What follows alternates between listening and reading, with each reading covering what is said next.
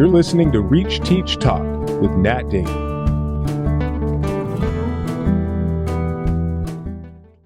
Welcome to another episode of Reach, Teach, Talk. I am thrilled today to have two guests with me to talk about the pedagogy of the hopeful. We are living in times where there seems to be a real need to shine a spotlight on the value of hope in schools and in classrooms. When I think about, my sixth grade year, and I had my first report card. I went to a traditional all-boys school outside of Boston, Massachusetts, and I still remember my first report card. All my friends got A's and B's, and my report card went C, C, C, B plus, B plus. And I was like, look, Mom and Dad, B plus, B plus. And they're like, yeah, and we see some C's too. But what was more important was in the grades was the comment from my teacher, Mr. Bradley. And it was just a very short one-line comment. It said, don't rest on your laurels, Nat. And I didn't know what a laurel was. So I looked it up in the dictionary and I learned what a laurel was. Praise, don't rest, don't fall back on it, i.e., don't be lazy and complacent. And but when I think about the theme of hope, I actually think about that critical feedback that I got from Mr. Bradley so long ago that still sticks with me. Because for him to have been so clear with me during the first report card that I received in sixth grade, during the first formal summative assessment, and for him just to say that, it gave me hope, actually. The hope that it gave me was, A, I can do better. B, there's a way I can do better, which is not to be lazy and complacent. And C, that I've got a teacher who's keeping his eye on me with this idea that, no, I'm not going to lower the bar and reward mediocrity. I'm going to be real. I'm going to be clear with you. And that actually kind of brought me closer to him through his honest feedback. So bringing it from 1983 to 2024, hope is arguably more needed now than ever. And we're going to talk about this today with my two guests. We're going to talk about the role of hope in schools and hope as a necessary balm and motivator for Gen Z or the Alpha Gens, for the students that we are teaching every day, and also for collegial closeness, this idea of hope. And the reason why these two guests are invited to speak about hope today is because they both run a school, they both work at a school that really stands out to me as a bastion of hope. The School for Ethics and Global Leadership, the School for Ethics and Global Leadership out in Washington, D.C. Its founder, Noah Bopp, created it back in September of 2001 was its opening. September 12th of 2001. Noah opened this school. What it is a semester-long program for juniors, living in the U.S. and globally, now on 3 campuses, South Africa, London, D.C., and it is focused on creating community with students from all over the world, diverse backgrounds in every way, and who bring with them a passion and a love for learning and engagement. And when students enter at the beginning of their semester, they have one sense of self-concept, and when they exit, they have a heightened sense of self-concept and informed by hope. Along with Noah, I have Colleen Kyle, who's the academic dean, also an English teacher at SEGL. And for both of them, we're going to talk about the role of hope at SEGL, why it's such an important component to the ethos and the culture of the school, how it adds to the quality of the learning. And before they introduce themselves, I want to read a quote from a letter that was sent from Noah to the entire SEGL community after the elections from last week. And listen as I read this, because the tie-in to hope could not be more clear. America needs a new generation of leaders. It needs leaders who are ethically strong and internationally aware. It needs leaders who can dialogue across the widening differences that divide us. It needs leaders with resilient hope. So, we're going to get talking about the different types of hope: resilient hope, hokey hope, pragmatic hope, as we talk and learn a lot more about this amazing school, the School for Ethics and Global Leadership. So, without much further ado, welcome Noah, welcome Colleen. I would love for you both to kind of introduce yourselves in your own words. What brought you to SEGL? In Noah's case, how did the concept of SEGL come about? And as founder, where was your passion from? What was your hope in founding SEGL? And Colleen, is your second year here as the academic dean and English teacher here at SEGL. Where's your well of hope? Where's your reserves, and how are they nurtured here at SEGL? Thanks, Nat, for shining a light on this issue of hope at a time that many think is darkening. Really glad that you're using your resources in this way, and honored that you think we have something to say about this topic. Before I answer your question, I just wanted to get to the resting on your laurels story, because I do think that it connects to hope in an important way. And I hope this isn't too controversial right off the bat, but I think that many of us as teachers and parents spend too much time good jobbing our kids, right? Everything that they do, they get a good job. Everything that they do, they get a grade, and grades are getting inflated, right? So that it's harder and harder to get a grade in the B, let alone the C range. And providing kids with real hope is not telling them that everything that they do is perfect and deserving of an A, right? Providing them with real hope is saying, don't rest on your laurels, right? There is more to do. And the job here is not to get an A. The job is to create positive change in our world. So I love that opening story. My opening story is that I was a teacher on 9/11, St. George's School in Newport, Rhode Island. I was the world history teacher. And the next day, I had to stand in front of my students. It happened on the second day of the school year. And those students were angry and scared and confused and making all kinds of assumptions and less full of hope than they were the day before. I realized, as many of us did on that day, that the world had fundamentally changed. And as a result, education needed to change as well. And I felt particularly called to those leaders, those kids, regardless of their backgrounds, who were leaders and who were going to be leaders in a post 9/11 world. And my insight, which people far smarter and more qualified than I gathered around in the ensuing years, was that we needed ethically strong and internationally aware American leaders. You can see echoes of that in the excerpt that you just read. That was the best way for us to be resiliently hopeful in a post 9/11 world. And to make a long story short, I found myself in Washington, D.C. a few years later with an experience working at the oldest of the semester programs, the Mountain School of Milton Academy, the experience of designing curriculum at a Duke University summer program that I created with a degree in private school leadership from the Colleen program at Teachers College, so people would think I knew what I was doing. And it took about 3 years, once I had all of those things under my belt, to raise the money and find the location and convince the students and convince their parents and convince the schools, build the board. And so the first semester was the fall of 2009.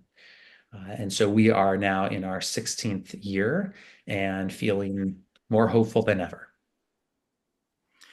That is fantastic, Noah. Thank you so much. The Mountain School, Vershire, Vermont. I went to Milton, and several of my friends went to the Mountain School their junior year and junior semester. And I'd love to maybe hit on that a little bit, some parallels between or maybe just how the mountain school may have been part of the origin in your mind and your conception of what SEGL ended up is today. So we'll put a pin in that. Colleen, please Yes, share. Matt. Yes, please share. How did you arrive at SEGL? What was your path before? Where do you see hope at SEGL, or as a teacher, as an academic dean, and in a global community? Well, my first career was in college publishing. I was an acquisitions editor for Houghton Mifflin. It was my last position there in Boston. So similarly to Noah, 9/11 was very formative for me as an adult. I was a new mom. My son was 15 months old at the time. And as an acquisitions editor, I was talking to historians all the time about how they teach and how they're going to translate the magic of what they did in the lecture hall to the page with the textbooks we were developing. And that event, which hit my family pretty intensely. My brother and his wife worked across the street at Deutsche Bank, and the rest of my family is all in the New York orbit. It made me really determined to get into the classroom from that. So within a year, I was doing that at Deerfield Academy, and was a wonderful place to start being a history teacher. I got a master's in literature from Middlebury College along the way, and then my family and my career took me. Our version of westward expansion took us to Seattle, and I started teaching history at Lakeside School, which Noah graduated from in '92, because he took his old high school history teacher to help him start the school in DC here. So that's why there was an opening, and I started teaching in Seattle. So I've known about the school since it first started. I had wonderful students from Lakeside attend and come back quite changed from the experience. And when our family journey took us back to the East Coast and to Maryland, I was an upper school principal for 3 years during COVID at an all-girls school up there, and was missing the classroom. But 2 years ago, this opportunity at SEGL opened, which was a perfect blend of teaching amazing kids and a mission that I really believed in, and getting a chance to have some administrative responsibility as well with the academic program. So it's been, I think when I interviewed with Noah for the first time, I said something like, I have a sense of destiny about this, which was kind of obnoxious to say in an interview, but it turned out to be true. So it's been a really wonderful place to work. We have amazing colleagues. Cole, I think this is amazing, Colleen, because really what you're saying is that if not for Noah's choice of this teacher at Lakeside to join him to found SEGL with the plan of opening it in 2009, you wouldn't have had the job at Lakeside because it wouldn't have been vacant, right? So in a sense, SEGL has been part of your educational path, has been an essential part of your educational path, really, almost near the beginning since Deerfield. So that's kind of a neat little connection there. Well, we're kind of, I am implying that it's maybe perhaps obvious that hope is needed for healthy adolescent development, yet let's kind of take a closer look at this. Like, why is a hope-filled or a hopeful learning community so vitally important for adolescents, right? Like when I opened up our conversation, I was saying we need hope almost more than ever. I mean, we always need hope. Our adolescents always need hope. But I want to hear from both of you, if it's okay, just why is it so essential that hope is a primary energy in a healthy school? And then feel free to share also maybe some examples of how the School for Ethics and Global Leadership fosters that hope. Colleen, do you want to start, or you want me to? You go for it, Noah. Okay. Well, thanks for that question. And I want to focus on the second part of it, which is the more than ever piece. Teaching with hope and helping kids and all of us be more hopeful is something that just is always a good thing. But why is it particularly necessary now? And I think that there are at least 3 reasons. And the first reason is that the last 4 years have been very hard for all of us, and particularly for young people who lack a memory of what it was like when those of us on this podcast were younger. We've had COVID-19, we've had George Floyd, we've had January 6th, we've had the war in Gaza and in Ukraine, we've had climate catastrophe, right? There's a lot of reasons for young people to question whether the world right now is full of hope. The second reason I think now more than ever hope is important is young people have been given active voice. We have given young people hopeless words to address those challenges. We've given them hopeless words from our political leaders. We've given them hopeless words about our political leaders. We've given them hopeless words on social media, on cable news, right? They don't have the same kind of vocabulary that perhaps we used to long ago. So there's less of a vocabulary, less of a, this is what just happened to you and it's not so bad, right? As opposed to catastrophizing words. And then the third reason is we as adults, as teachers and as parents and as mentors, we are not being particularly helpful as a group to these young people in developing hope. My daughter is 6, and she has a friend who woke up terrified last Wednesday, the day after the election, because his mother had said, Donald Trump is a Nazi, and if he is elected, we may need to flee. Right? Is that the best thing for an adult to be saying to a 6-year-old? Right? She has another friend who woke up terrified on Wednesday because that friend's parents said, if Donald Trump wins the election, we are going to move out of the country. So that kid is worried that he's now going to miss all of his friends. And so it's very understandable why parents are reacting to the last 4 years, and at least for some of them, the next 4 years, in a panicking, nervous, concerning way. It leaves less room for young people to be hopeful. So the last 4 years have been difficult. We have given them hopeless words, and then as role models, we haven't been as hopeful as I think our kids need for us to be. You named something that I've been wondering about for a long time now, Noah, which is terminology and words and what words we're throwing around, we being the adults in society today, and the parents and the teachers and the leaders. Colleen, I'm wondering if you can kind of spin off this a little bit, like as an English teacher as well. Are you sensing the same? And how do you in the classroom, and how do you encourage your teachers in their classrooms to address this hopelessness that could come out of words being used, could also come out of the overwhelmingness of life today that is made bigger through technology, through our resources in the palm of our hands. So anything that you can share about how the classroom can be a balm and also maybe a source of strength.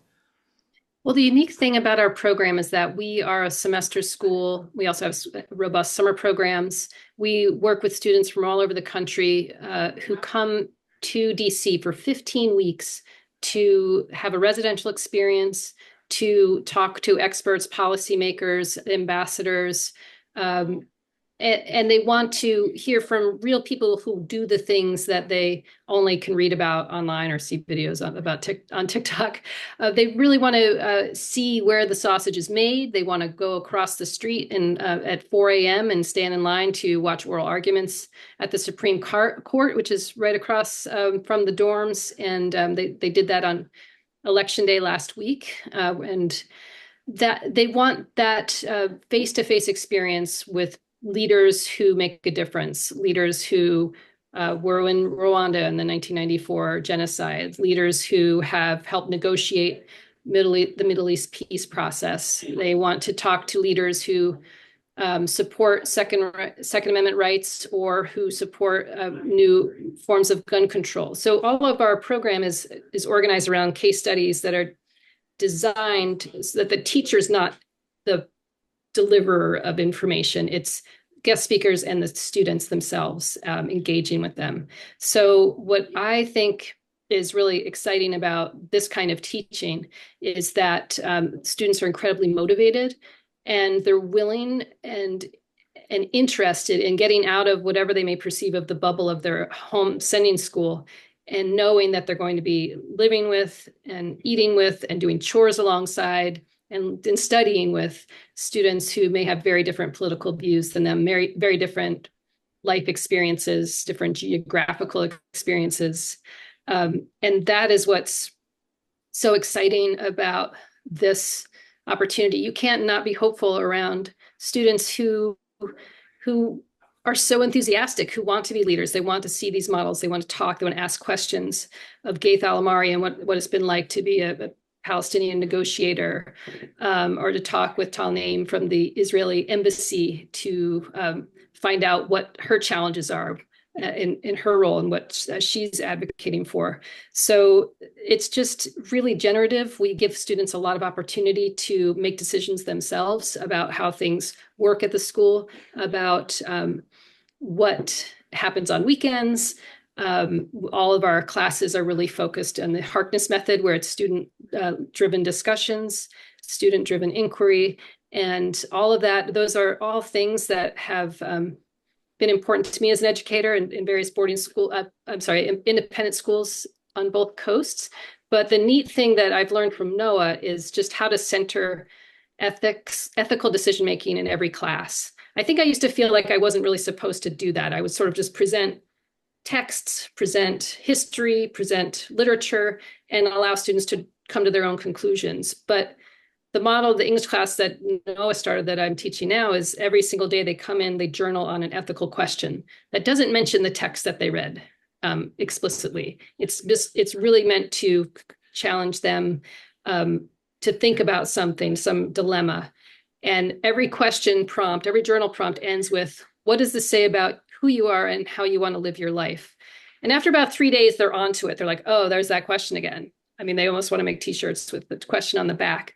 And that's what is so cool about this program as an educator, because we actually can go there with kids. We can ask them to always be thinking about that. And we have these parameters of how we teach them to engage with each other that allow them to know that their answer is going to be very different from the kids sitting around the table. And they're going to know how to talk to each other and share their perspectives in ways that are respectful and generative, and not talking just to hear themselves talk. They're really listening to learn and to grow together. So it's just incredibly hopeful every day.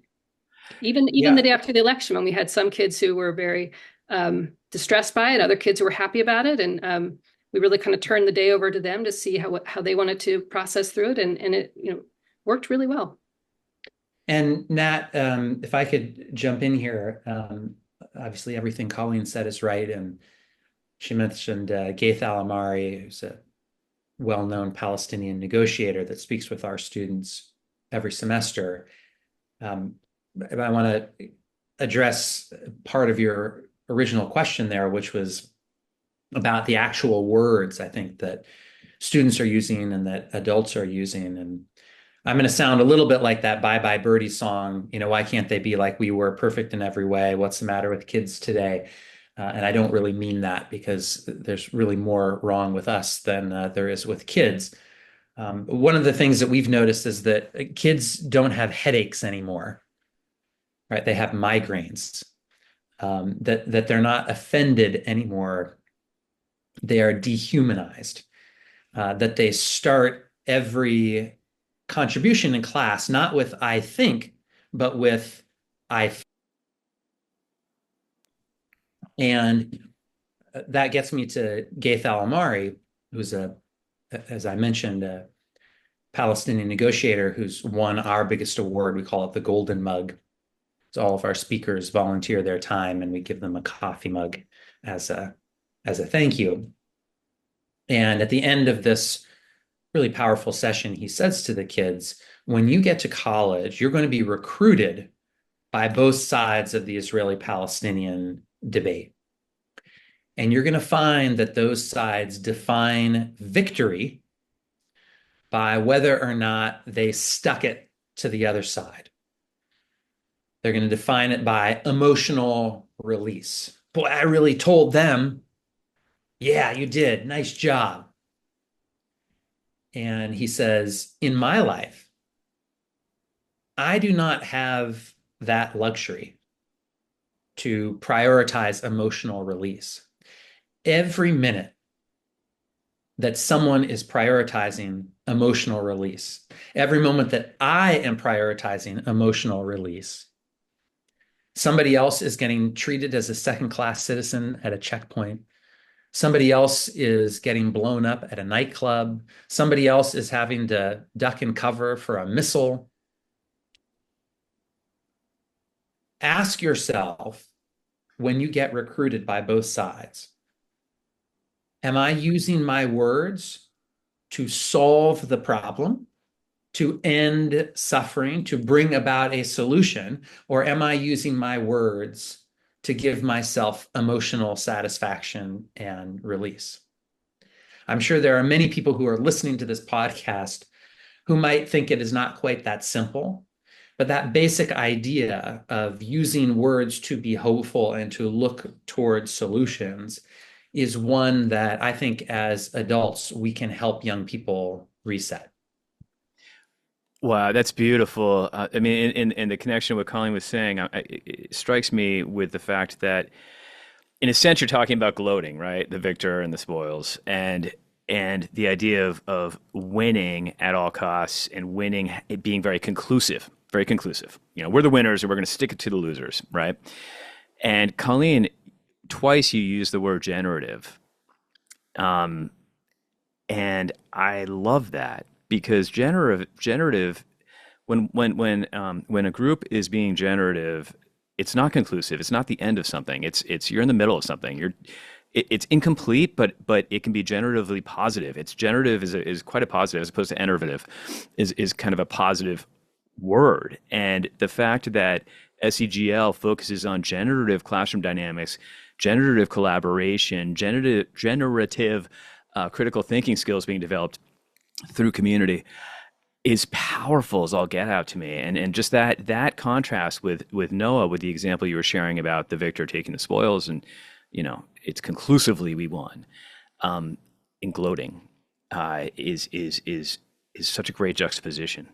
Another thing that I'm thinking about in what you're both sharing in both your anecdotes, when you have these visiting speakers and how it connects to hope, is this idea that these are speakers who are continuously going back into the fire. They're tackling climate change. They're tackling and working the Palestinian-Israeli conflicts. They are working on the inequalities in every sort of way, and they're going back every day to do it. And I think it must be very powerful in terms of a hope-centered way for your students to see this, to hear from them. Like, they're still standing and they're still talking. They're still passionate, energized, and charismatic, these adults, and every day they're going back into the fire. So is there anything, am I right about that? Does that seem to be a manifestation of hope at SEGL? Yeah, absolutely. I can give you many examples. So one of our guest speakers who comes every semester to our DC campus is Liz Muscatine, who was Hillary Clinton's top speechwriter for 20 years, right? So the phrase women's rights are human rights, that's Liz's phrase. And she tells a story about the Democratic National Convention in 2008. And as you may remember, that was a challenging convention because Hillary Clinton was supposed to get the nomination and Barack Obama ended up getting barely more votes and had that momentum and actually did get the nomination. And it was Liz's job to write the speech for Hillary at that convention, which gave her supporters not only hope, but reason to cast a vote for Barack Obama right? Because many of them at that time had said, we are so angry about what happened that we're going to vote for John McCain. And she tells the story of sitting in one of the main conference rooms on the floor with her head in her hands at 3 o'clock in the morning, trying to figure out, this is a good speech. I know it's a good speech, but it's not a great speech yet, and it has to be great. How do I connect all these dots? And what she ended up deciding, and it's a great piece of critical thinking for the kids, right? You just have to focus deliberately for long periods of time on a single challenge.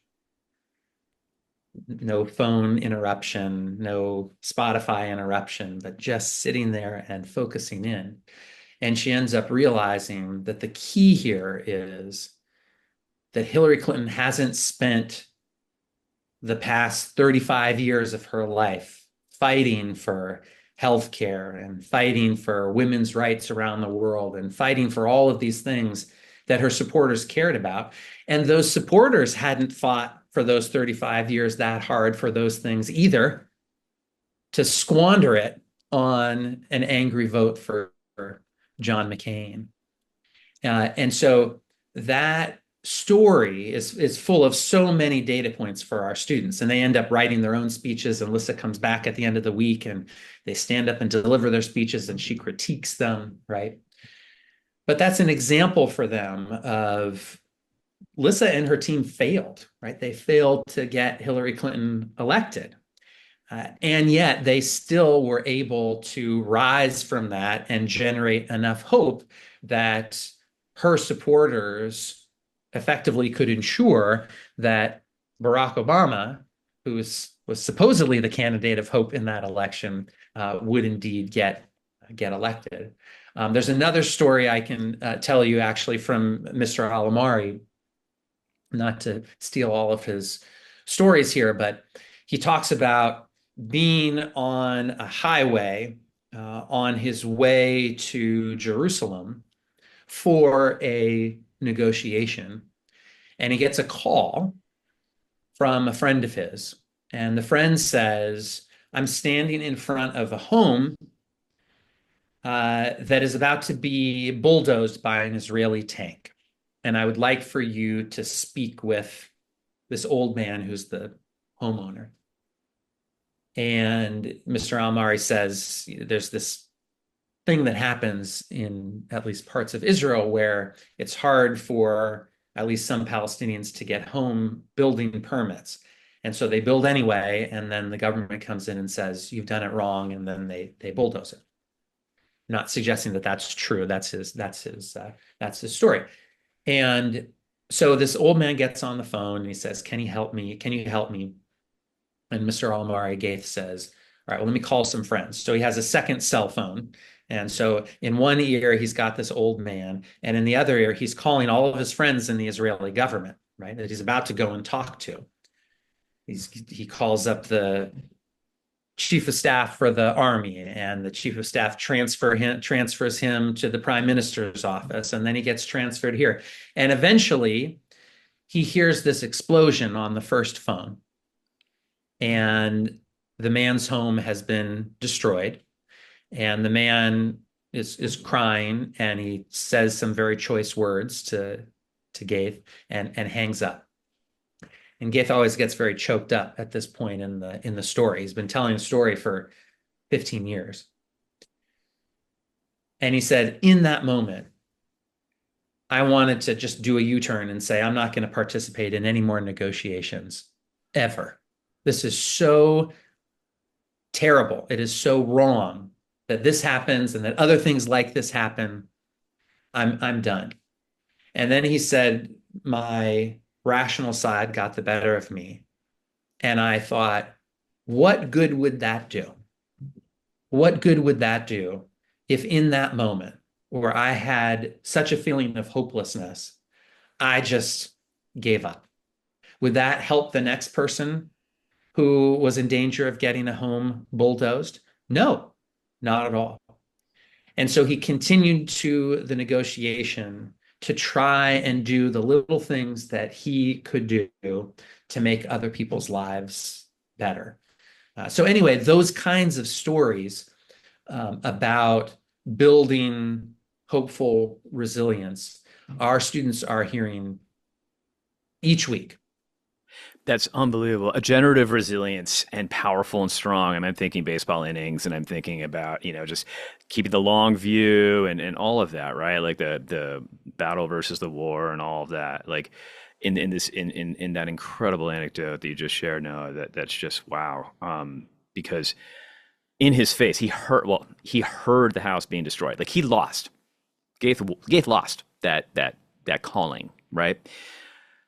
But what you shared so well, what he did is he took that loss and he broadened it. He, in a sense, I'm picturing it like a movie where like the camera just goes back, right? And he sees the broader picture, and he's looking at time and space through the lens of hope. as it's only through time and space, a broad sense of both can hope really shine in, and that's a great example of that. Colleen, anything that you want to add to either to Noah's story or just this getting back to the classroom, right? And how your students are, yes, they are exposed to and audience to these incredible speakers who come in and share their life stories and the challenges, by the way, which I love. I love that you're also really encouraging your speakers to share their stories of challenge when they almost gave up, right? To know that life is not a linear progression towards success, whatever success is.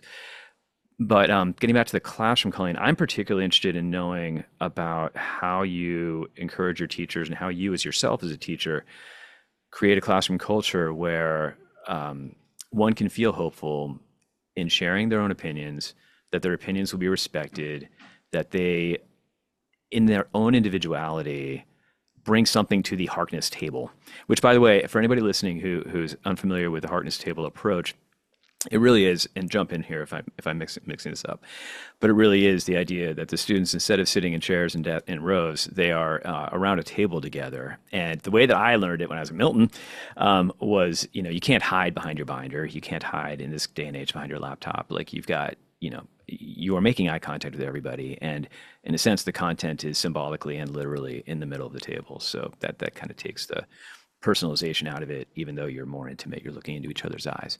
So that's the backdrop of what the Harkness Table Classroom is, which SEGL fosters. But Colleen, again, getting back to my question here, how do you see hope best manifested in the classroom in terms of student voice, collaboration, and safety? Yes. Well, to get back to the word generative, the thing that is different about SEGL's, there were, before I got here, I had nothing to do with this, but I just appreciate and use them every day, there's the growth discourse methodology that Noah and the team have developed over the years. And I think it's really important to note that we call them growth discourse. It's not civil discourse. Civil discourse means one thing, but if you're just being civil, that's not necessarily growing. So we know that we're going to have hard conversations. And so we give students some tools. We actually, the first week of the program is called Critical Thinking Week. And we are teaching them a lot of tools for how to engage with each other, how to practice critical thinking in the ways that we lead them into doing it. So I'll let Noah speak more about these. I'll just introduce the concepts because they're just a little bit, they may sound familiar to what other schools talk about in terms of values and priorities, but I think the way they manifest and the way they're lived here is very unique. So the first really important element is beginning with belonging. And we say this, Noah says it multiple times the very first night, our very first meeting. He looks each kid in the eye and says, "You belong here." And that's really important. And we mean it very authentically because you can't have hard conversations when students don't feel that acceptance and safety. Can I just for a quick second, Colleen, and just clarify? So SEGL is an application-based program, right? Anybody who's going to junior year is encouraged to apply to SEGL, and this idea of you belong has also has a little gravitas to it in the sense that I hate to sound elitist, and it's not at all the way you are, and you can speak to the democratic nature of SEGL, please, as well. But it is this idea that you are here for a reason. We want you here, right? You belong. Right. We unlike a lot of schools where they talk about the impact of one's words. Our second principle is value, intent, and impact. And I think that was novel for me when I first got here last year, because I think that's actually really important. We know, as I said multiple times on the Judiciary Committee at Lakeside School in Seattle, as my dad always said, the road to hell is paved with good intentions. But it actually does, when you're actually trying to get to the bottom of an attitude or an idea, you really need to understand how that speaker intended it, even if it lands on someone in a different way that they hadn't anticipated. Understanding that intent is actually just as important as the impact it had on the people who heard it.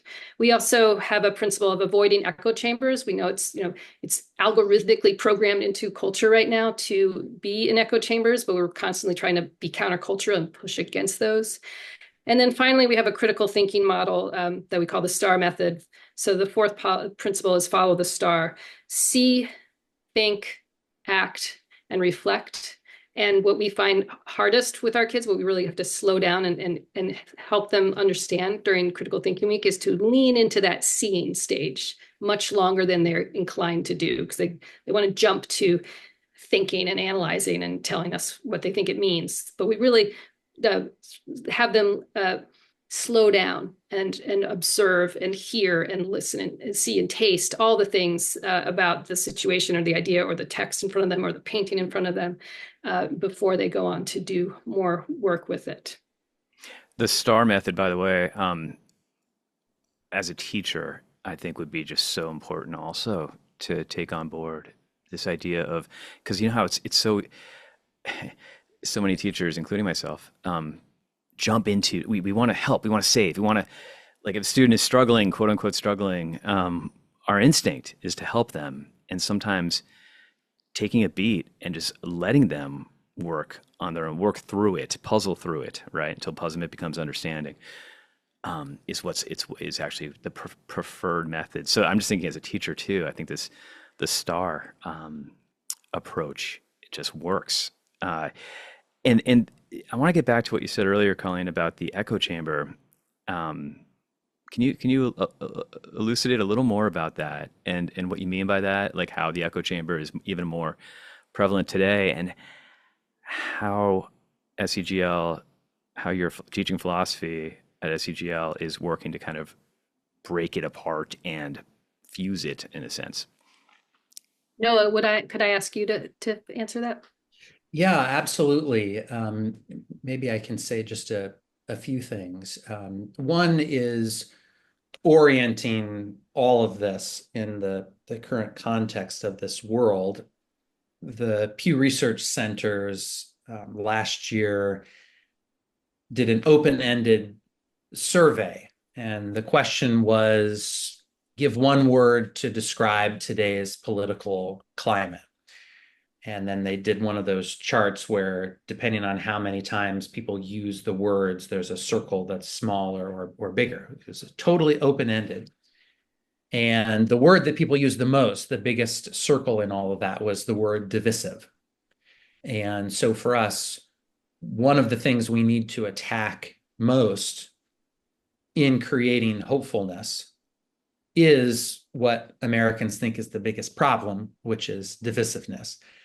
And that is one key reason why we created this statement on campus discourse. And so Colleen has beautifully stated the beginning with belonging, and that connects to our diversity and belonging statement, which I think is different from any other diversity and belonging statement that I am aware of. Our faculty wrote that together a year or two before Colleen got here. But essentially it says everybody belongs here and everybody has a role to play in ensuring that that is true.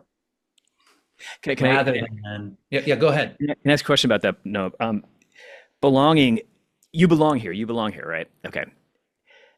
Is when misstated, it can also be a call to conformity. You belong here, i.e., you fit the bill, you fit the mold. Your students are as diverse as they come, socioeconomically, racially, ethnically, everything. Every visible and invisible element of diversity in your students is huge. So can you elaborate a bit about what it means to belong at SEGL?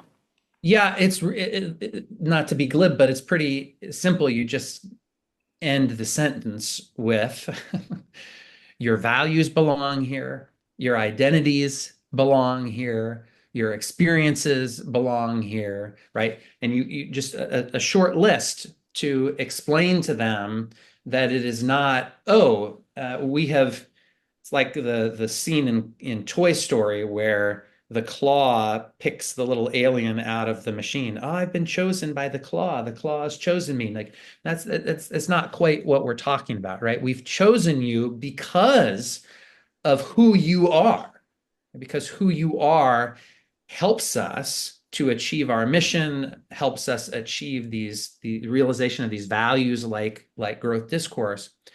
So it may need some explanation, but that is explanation that we give to the kids on the first night. And we all also will often say, you may not know why you belong here on this first night. And in fact, if you think you know right now, you may want to see a little bit more before you jump to that think, to use the language of our STAR critical thinking model. It will be revealed to you. The program will reveal to you.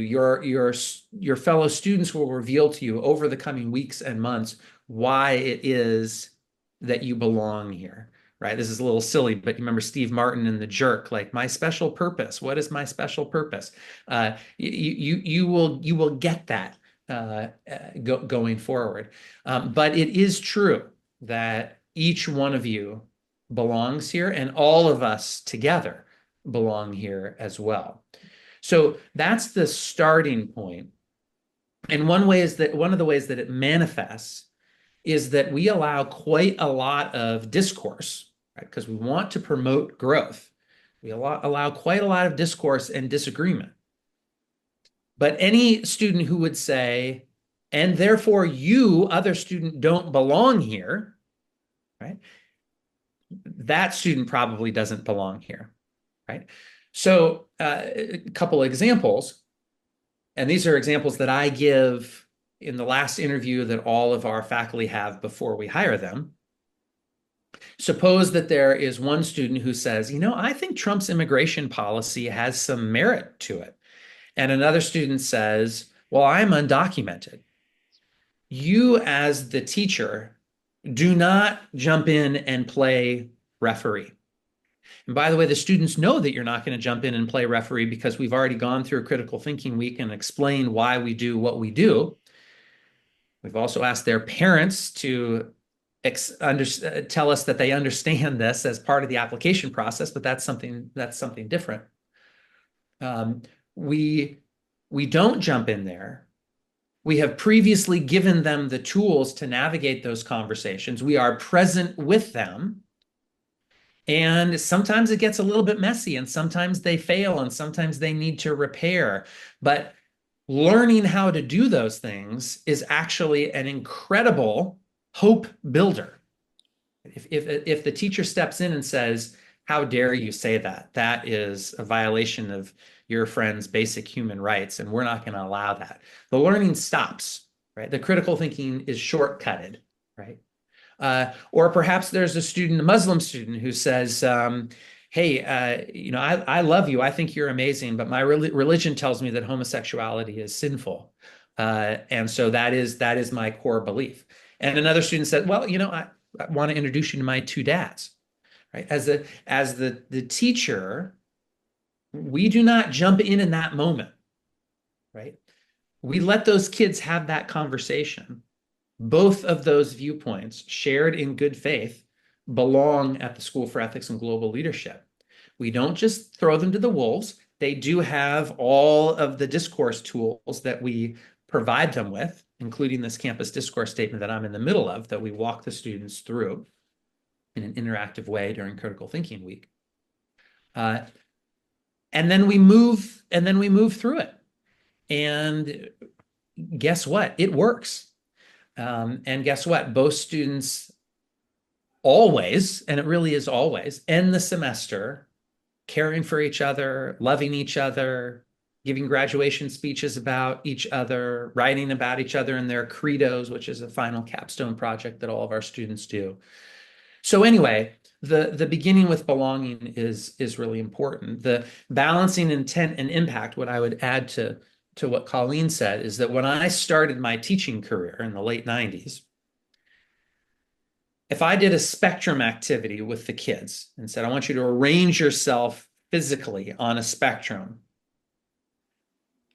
which matters most in difficult conversations about difference, about race, about gender, about sexual orientation, about gender identity, intent or impact? I can guarantee you that nearly all of the kids would have been over on the intent side. In 1997. That's right. That's right. Because that was a pillar of diversity education. Assume positive intent. The year after George Floyd is murdered, I asked that question. Every single kid is over on the impact side. The only thing that matters is the way that you made me feel. I think it is dangerous to be at either end of that spectrum and to have that kind of binary thinking that it has to be one or the other. If I am constantly using that wasn't my intent as a get out of jail free card, I probably need to evaluate my behavior because I'm having a pretty negative impact on those around me. But on the other hand, to assume that just because you feel a certain way, you can define another human being, to me, hits at that other human being's dignity, right? And something basic in the rights that they have. So we teach our kids, you have to be able to hold both of these truths in your hands at the same time. That even though it wasn't your intent, you really hurt this person's feelings, and there might need to be some repair. Even though you feel hurt, it wasn't this person's intent. And so you may need to give that person a little bit of grace. Right? And I know that's hard. And I know that all three of us, as far as I can tell, have the same color skin, right? This gets to another piece of our pedagogy of the hopeful, which is that the majority of our faculty at the School for Ethics and Global Leadership are of color, right? They believe in our values, and they also are role models for students as they work through these challenges. It would be very difficult for us to have these kinds of conversations in an atmosphere where all of those in power looked the same. All of those in power had similar experiences. The majority of students looked the same and had similar experiences. But we are able to curate a world that looks hopefully similar to the real world out there that our kids are going to lead someday. And because of that, we think that we have an ability to mentor kids through this. Now, the third point, the avoiding of the echo chambers, what I would say here is we're not saying you can never go back to your roommates. You can never go back to the people you feel closest to at the beginning of the semester. No. That is not what we're saying at all. I've read, Colleen has read, many of us have read, Why Are All the Black Kids Sitting Together in the Cafeteria, right? They're doing that to debrief their day because their day was pretty hard and it was filled perhaps with some slights, people would sometimes call microaggressions, intended or not, right? And they needed, hey, did you hear what Mr. Smith said in class? Like, is that what you got from that? Like, that is intensely valuable. But we have those kinds of lunchroom tables. We have those kinds of roommate conversations. We have those kinds of like, hey, you're my friend. Can we go for a walk? Not to disengage from growth discourse, not to disengage from the community, but to give us hope and power to re-engage. Right? So we teach our students, eventually, you need to say like, hey, what should we do about this? Should you go and talk to Colleen about this? Should you go and talk to your advisor? What do you think that person is feeling right now and might need, right? Those kinds of things help us to avoid echo chambers. And then, Colleen got, of course, the most important part of the STAR method, right? Which is to see fully before you think. And by think, we really mean, judge. We do this initially at the Phillips Collection, or in London, it's at the British Museum, which is right across the street from where our building is. And there are museums in South Africa and Johannesburg as well. But the average time, according to studies, that somebody stands in front of a picture or a painting is apparently 20 seconds. And we say to the kids, can you get to know a human being in 20 seconds? Well, of course you can't, right? Can you get to know a painting in 20 seconds? No, of course you not. Of course not. So let's spend some time seeing this painting, because later on we're going to be asking you to see your fellow students for more than 20 seconds, right? And here are some tools for doing that. So part of this is intellectual critical thinking, but it's also interpersonal emotional intelligence as well. There's so much there. There was a Harvard class I remember reading about where they would go to the MFA, and honestly, no, it was 3 hours. Sit in front of the same painting for 3 hours. And every student, of course, like the first impression is like, are you kidding me? Like I can do 3 minutes, right? It's going to be torturous. But as they're writing down, also journaling, you mentioned earlier about Colleen, about journaling, it goes by and they see things and they see things and they see things and they see things and the paint peels, right?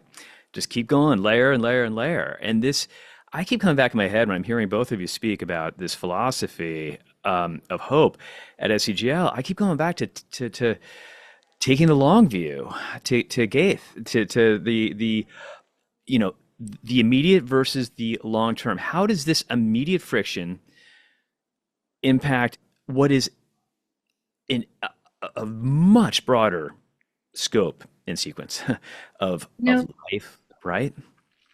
Now, what I think right now is that paying attention is not done right now in the culture. It's not paying attention to a thing, to a text, to a person is a countercultural act on some level. It's a way you show love. And to pay attention, to slow down and take the time to fully see something as deeply as you can. You might not even see it as deeply as the creator did, obviously, but to see it as deeply as you can is the kind of modeling of shared humanity that is kind of infused throughout the program. And I think of a quote, James Baldwin, just perennially quotable, but he said something about the way you show love. He said, the older I get, the more I think that the way you show love is by shining a light on each other. And so no one I haven't really talked about that quote in relation to what happens at SEGL, but I think that is what happens at SEGL. It's important what he said, that every student shares in that responsibility to uphold belonging, and every faculty member. It's not just something we provide for them. They have that responsibility too, to generate that feeling of belonging in each other. So these are just some of the ways that they build themselves into a community in just 15 weeks, and the intentionality that goes into sort of the principles behind it and then how they practice. I think there's something else important here too. So one of the critical thinking skills that I try to practice and probably could do better is when I think I'm really certain about something, I try to imagine what is the best argument against this. And with what we're talking about right now, right, taking the long view, I think there are a lot of our students who would say, I can't take the long view right now. My future, my life is at stake, right? As an undocumented student, as a transgender student, as a young Black man having to walk down the street past police officers, right? What is our response to those kids who are saying, I can't take the long view, right? Another way of thinking about this is, you may know that famous marshmallow experiment, right? You give the 5 or 6 or 7-year-old a marshmallow and say, if you wait for 10 minutes, I'll give you 2. And those kids who waited, their lives are infinitely better. And one of the critiques of that study is, well, for those kids who don't have enough to eat, or who have 5 siblings, like, I was one of 5, when the Martinelli sparkling cider came out at Thanksgiving, it was done before the first bit of food was on our plates, right? It was scarce. We couldn't wait for it. So what do we do there? And I think that the answer there is, first of all, to validate that feeling, right? To validate that feeling in advisor meetings, to validate that feeling in the residential experience, and also to help the student understand that inside the classroom, we are not actually making policy right now, right? The fact that this person disagrees with you is not an immediate threat to your well-being. If it is, if you'll pardon this, if it is somebody calling for the genocide of the Jewish people on our campus, yep, that violates our student code of conduct, and that's what we're going to act. Right? That's our statement of diversity and belonging. That's beginning with belonging. But we are not making policy inside the classroom. We are not deciding what to do with you in this discussion right now. We're trying to work it out. And part of working it out is hearing your point of view.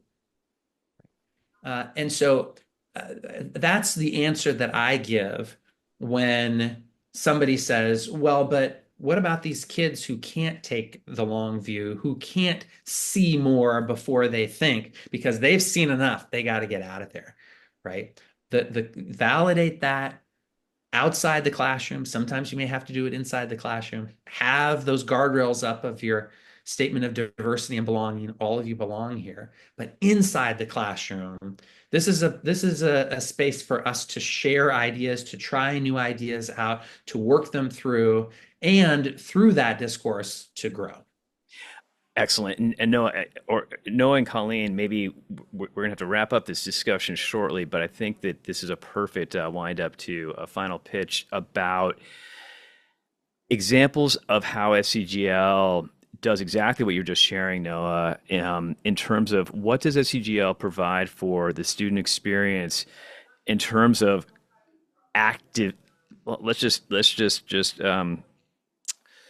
call it activism, in terms of being able to look, you're 16 or 17 years old, and climate change is real, and it is overwhelming, and you feel hopeless because what am I going to do? I'm only 16, 17 years old, and I'm, in this school, and so how can you share also like concrete examples of how you approach this through your curriculum, through your whether there's a specific assignment that all students complete that has to do with coming together and solving for something, having some feeling that they've got a stake in this, skin in this game, even though they're just one person or a group of 16 or 17-year-olds. Well, I think, Noah, either of us could describe, I'd invite you to describe the collaborative policy document, because I think that's really important, and as well as the other culminating project that they do individually. Yeah. I had a graduate in this office a couple of days ago, and I said, what's the most important thing for me to know about your SEGL experience?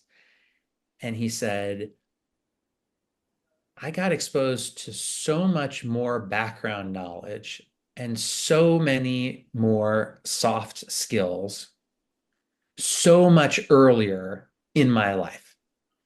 It felt like this huge head start to living a more hopeful and activist, however you want to define activist life.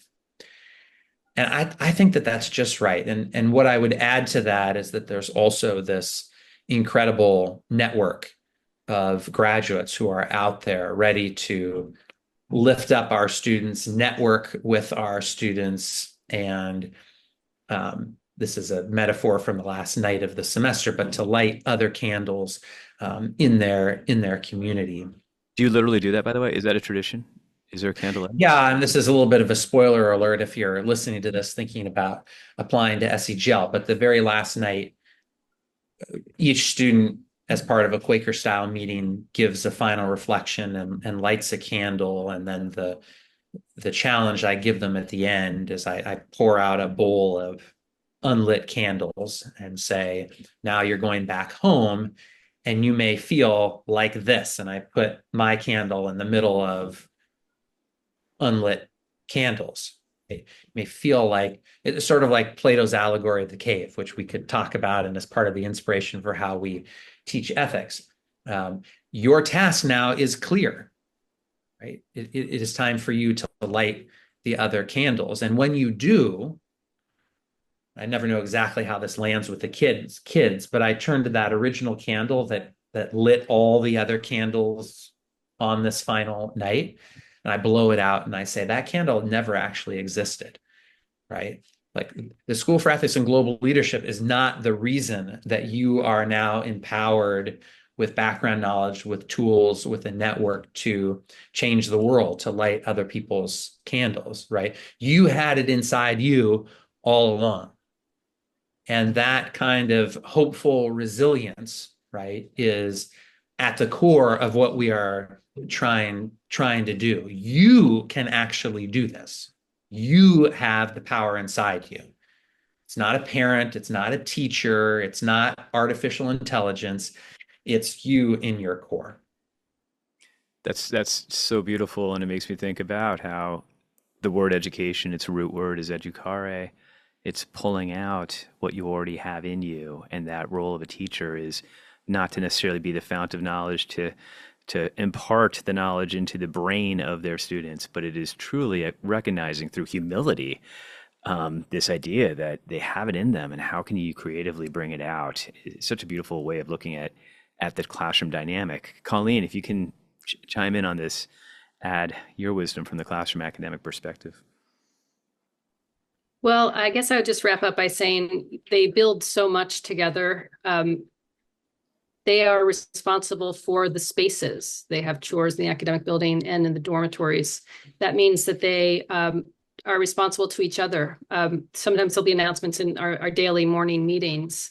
Hey, everyone, make sure that you are getting your orders in so that I can place the orders in time for our food and snack shelves. Or you guys didn't clean up didn't take all your book bags out of the common room, which is my responsibility for cleaning. So it makes it really hard for me. So they really are in the weeds of owning and creating what is happening. But on more sort of, Noah's examples were much more beautiful, but I think they're, just to be concrete about the other things that they build together, the collaborative policy document, they choose any world issue as a whole cohort of 24, and they argue for which issue they want to take, and they decide and they agree. What they're looking at now is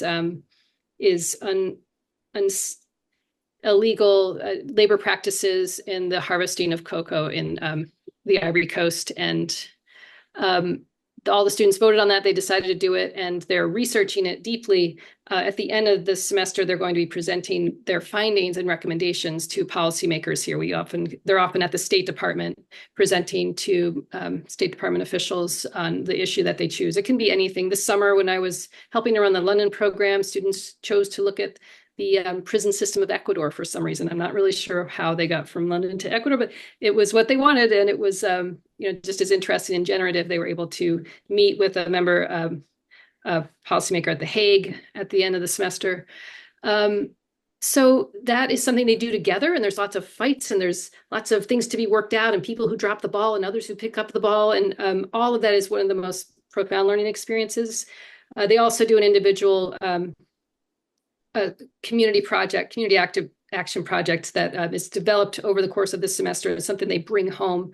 They interview stakeholders all year. They're given models for successful projects like this. They meet with experts, and then they go home and they actually do the thing, whether it's setting up a new tutor program, or what's happening next weekend at Dalton is a young man from our fall term last year and Noah's going up for this. He's doing a presentation on sort of, actually, Noah, can you tell me exactly what it is?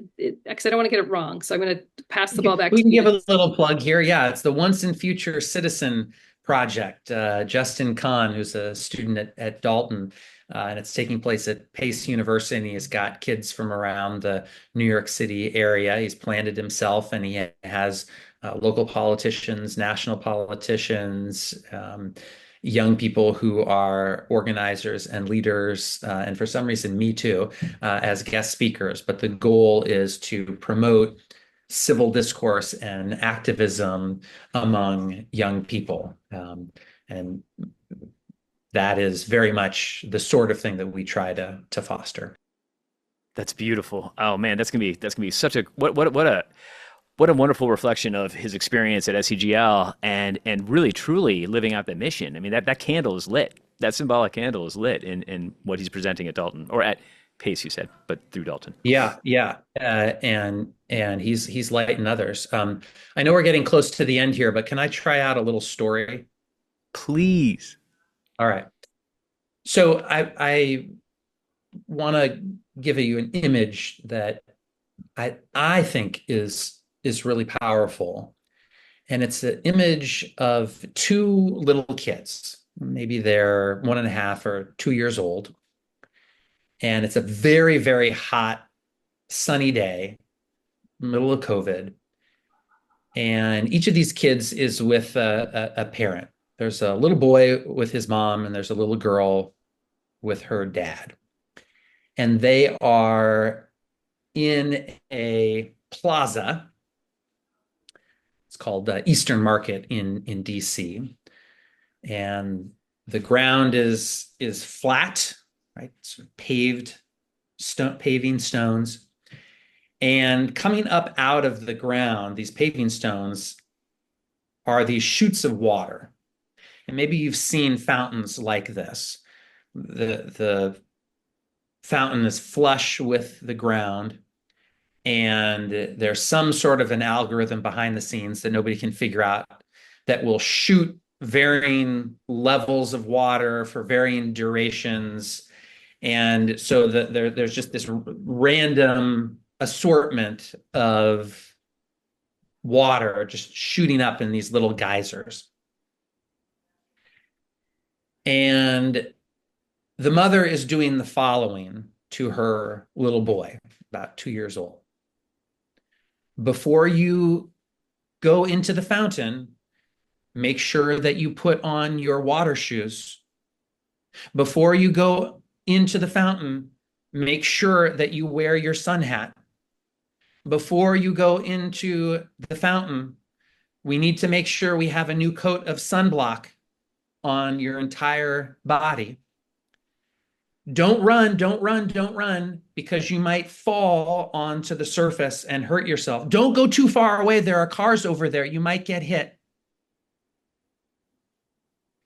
And this little boy walks to the edge of this fountain, and he is terrified. His hands are shaking. He is crying. He cannot handle the randomness of that fountain. What could happen? He might not be prepared. The little girl is in the middle of the fountain. Her dad is silent and smiling. She has no shoes on. She's wearing a diaper. She has no sun hat. She's got a sunburn. She knows not to run. She knows not to walk in front of the car. And she is leaning her face over one of those fountain spigots, waiting for it to blast her in the mouth. And when it does, she leaps for joy and gets the biggest grin on your face that you've ever seen. And my question is, which kid do we want? Right? Which kid is more happy? Which kid is more hopeful? Which kid is more ready to change the world? I want us to see that some of creating hopefulness is in our hands, and it's in our ability to balance care for our kids with trusting them to learn from their failure. That's a beautiful story, beautiful anecdote right there. For whatever reason, I actually am quite moved by this. You, off the cuff, said a while ago, you used the phrase "in good faith," and it comes back to me with this story too. To be in good, to view people, the world in good faith.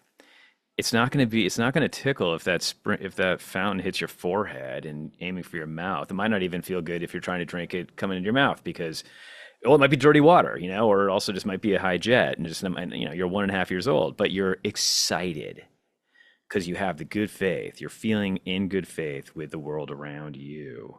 And it's not the same. It's not Pollyanna. It's not rose-tinted glasses. It's not like naivety. And it's just a way of looking so that when the challenge does come, you're not saying to yourself, see, I knew it. The world is a scary place and I just got beaten by it. Instead, it's a different approach. It's actually getting back to the very back at the beginning here. It's more resilient. It's a more resilient approach because one's mindset is in good faith. This isn't going to be the rest of my life getting slammed by the fountain or getting wet and this girl got a sunburn. I mean, she has a sunburn. So, who knows, like her approach to the sunburn that night when she's going to bed and she feels it radiating, she'll still be able to remember the joy.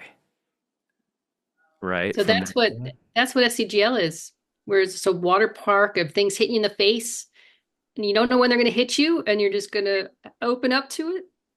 It's just policymakers and Supreme Court visits popping up at you rather than a municipal water supply.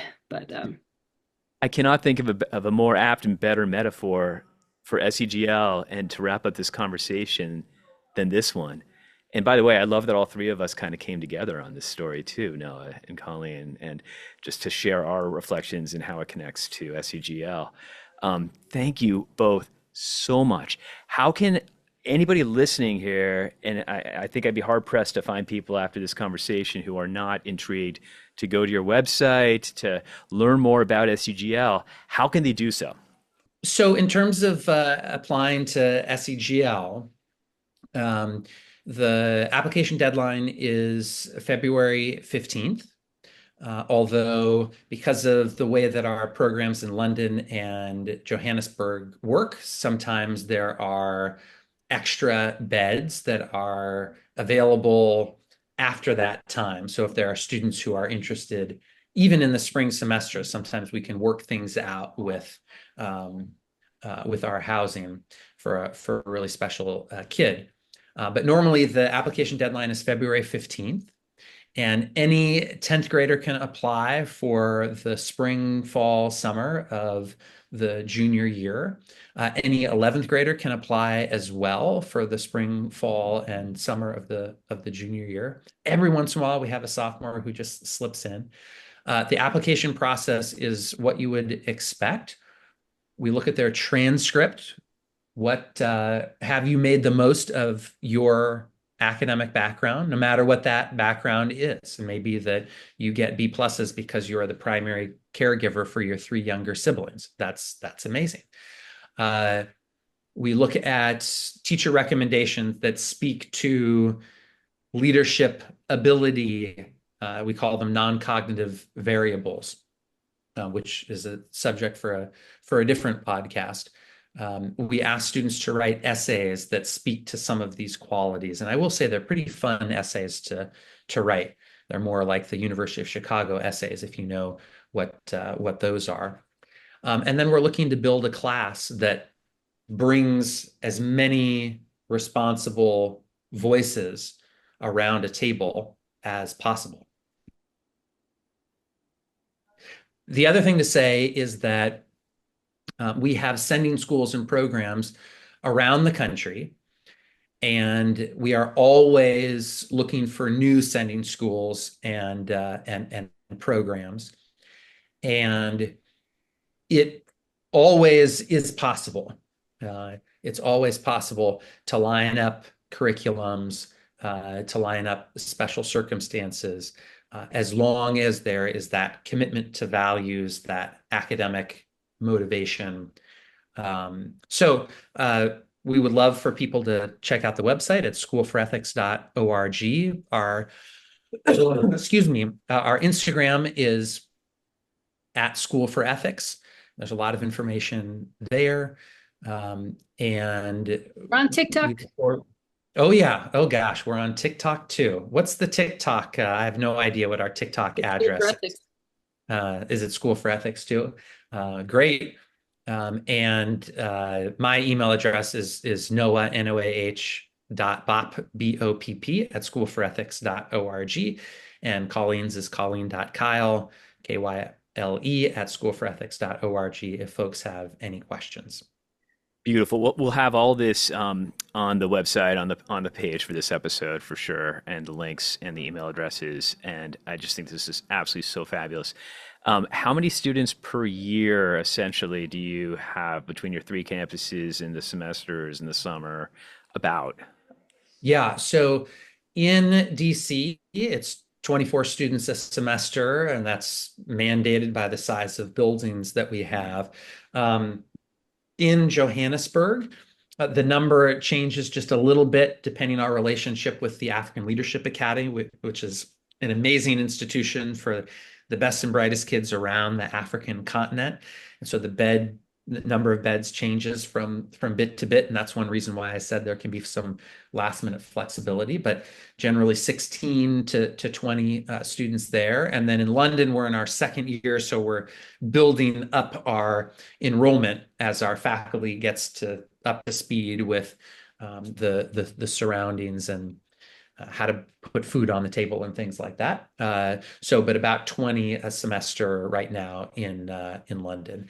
And then the summer programs, which are also great, not as academically rigorous because they're not doing all those classes, and it's a shorter period of time. But summer programs are also wonderful opportunities.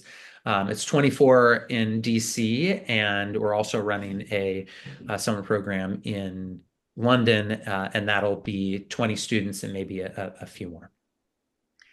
Fantastic, Noah. And just Colleen, if there's one word or one type of descripting phrase of SEGL that really hits you as this is your second year there, how would you define it? How would you define it in a phrase or a word? Exciting. And I mean, remember those old ads for the Peace Corps, the toughest job you'll ever love?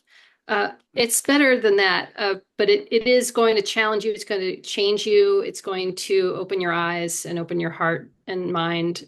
So I really encourage students from all corners hearing this podcast, no matter what kind of school you go to, if anything has piqued your curiosity, we want you. You belong. Come on over, check out the website, and ask any of us for help if you have any questions about the program. Colleen Kyle, Noah Bopp from the School for Ethics and Global Leadership. Amazing conversation. I am so inspired by this conversation today. It was generative for sure, and forward thinking, and absolutely solving for so much of what every kid deserves to have in their lives growing up, particularly in today's society. So thank you all. Thank you both. And thank you all for listening.